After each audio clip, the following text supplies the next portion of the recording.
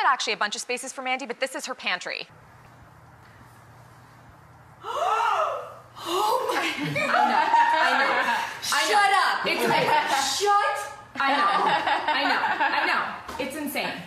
It's insane. I know, I told you. Look at that. It's gratifying. Now, I feel so much less crazy because I can spend hours in my pantry reorganizing things and making them like look just so and stuff. And I always thought I was a bit of a nutter. Oh, you should just be in our company. Yeah, we'll make you feel totally normal. Do this all together. Yeah.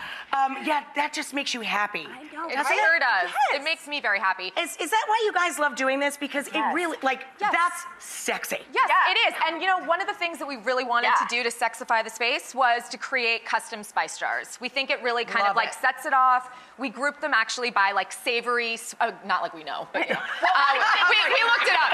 Yeah, we looked it up. Googled. Yeah, exactly. We were like basic spices, like Thanksgiving spices. Yeah, we don't know.